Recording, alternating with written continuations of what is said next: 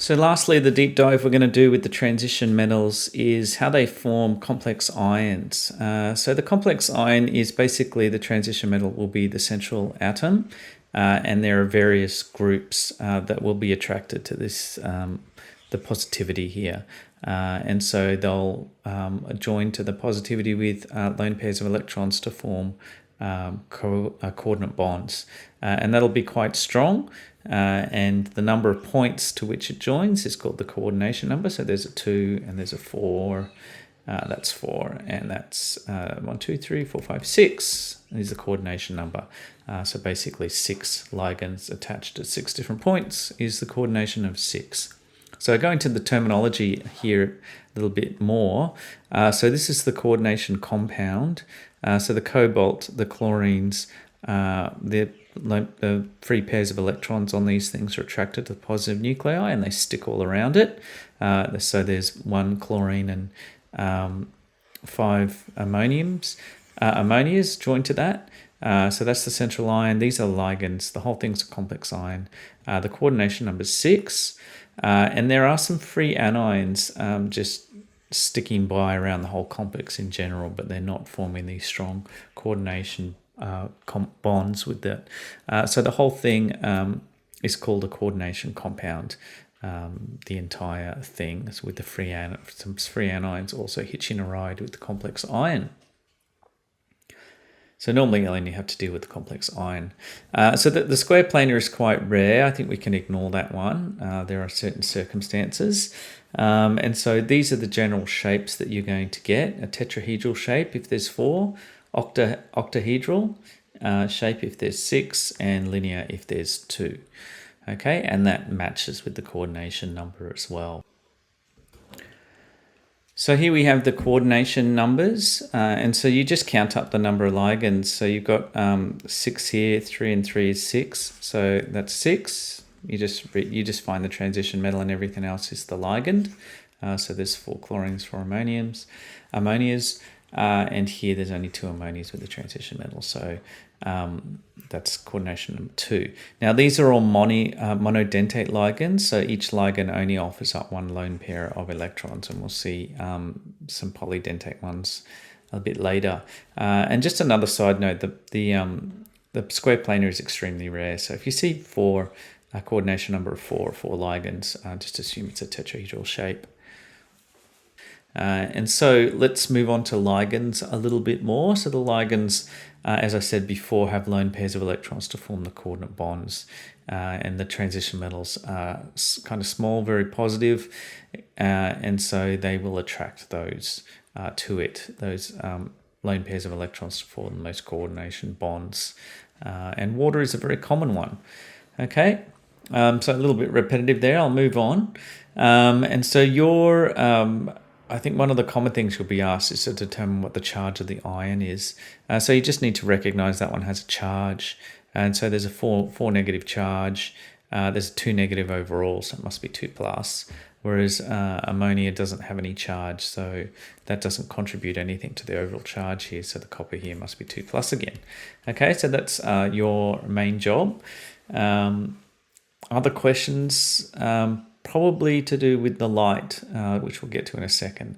Now, moving on to something that's not a monodentate ligand, it's a polydentate.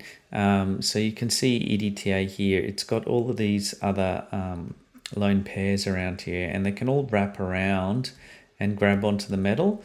And so that is quite useful because you'll see that is it's very good at grabbing onto metals because the metal is normally surrounded by waters when you get heavy metal poisoning. But when this compound comes here, it will selectively bind to this because that will allow a whole stack of waters to be released, and that's a massive increase in entropy. And so that is highly favored, and that makes these compounds very good at grabbing onto the metals, even if the bond energies are pretty much the same. It's highly favorable in the entropic sense, and so it actually works quite well. Okay, so moving on from there. So as I said before, that one's a hexadentate, adds up to 6. and because of entropy, it is actually quite effective. And so moving on to the splitting, just almost as the final end here, it's called crystal field splitting. So you don't need to know that as a name, but the stronger the ligand, the more it's going to push the differences down. It's going to push some groups down, and others are free to go depending on the three-dimensional arrangement. And so what affects that? If the ligand is very electronegative and has large charge densities, then the negative bits are going to stick to the positive bits of the transition metal quite strongly. And these are examples of them. And so these ones here have a very large polar areas that can push on the transition metal quite strongly, whereas these do less so. Okay, so the other factor that affects these is the further down the transition metals they are, the more positive the nucleus is and the more overlap with their different d and d orbitals, and so that allows for a lot more splitting when the ligands join. So these ones will get pushed down and these ones aren't being pushed down on. And so there'll be a difference between the Ds. And the other one is if it is a different oxidation state. So if it is like a 3+ or 2+ ion, well, that increases the electrostatic difference. And so the ligands are even more attracted to those positive ions. And so those three things help the splitting occur even more. This is an example. So this one here is a strong field ligand, and it's pushing all these down, and that's actually affecting physical properties. So that one there is diamagnetic, and this one here is not so strong, and it's got some of the electrons are still in the higher levels. And so that allows for some paramagnetism. So that's just for curiosity. They're not going to test you on diamagnetism and paramagnetism, even though I think it's quite interesting. The last thing is the colors. So if you go here, so what actually happens is the light that actually gets absorbed is not the light you're going to see. So you're not going to see violet, but which light are you going to see? Your eye is going to end up perceiving all of these colors, and it's going to come out as yellow is the most strongest one due to the removal of violet. And so the perception in your eyes, we use this color wheel to sort of skip the biology analysis of why it is so. And so if it's absorbing here, you're going to see here. If it's absorbing in this wavelength, your eyes are going to perceive this wavelength. And so that's how the color wheel works to work out what color you're going to see and what color you should use. So if the substance that you want to measure looks yellow, then use a violet wavelength to measure against it, because that will absorb the color, the yellow, the best. Okay, so moving on, this one here, we're getting increasingly stronger ligands if you use your spectrochemical series, and so it's the same substance, it's chromium, it's the same transition metal.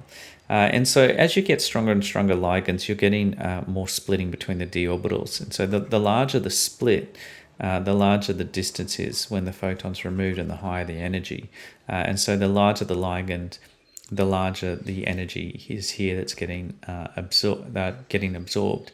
And so using your color wheel, if it's not very strong and the splitting is not very great, and so the wavelength is weaker, that's red, you're going to see green. And so if you have a higher wavelength like violet, blue-violet, you might see orange or yellow. So you can actually predict many different things, predict color changes or force color changes by using altering the situation by using different strengths of ligands, and you can actually tell if the color is going to go in this direction or this direction based on the strength of the ligands, and lots of other interesting and unusual things once you're aware of that. Okay, so for you, probably the most important thing is knowing the color of what the solution looks like, so knowing what absorbance to use for the light spectrophotometry. Even if it's not a transition metal, you're still using that principle of choosing the right absorbance color. For your light spectro, all right, to work out concentrations and so forth of things. So a typical test question will be this, determining the charge of this ion here. And so this has no charge. The overall complex has no charge, and this has 3 negs, so it must be 3 pos. I hope that's not too fast. Only ligands that have a charge of hydroxide, there's 3 of those, so it's 3 minus, there's no charge overall, so the ion must be 3 plus. So kind of simple, hopefully. And that's it for this topic.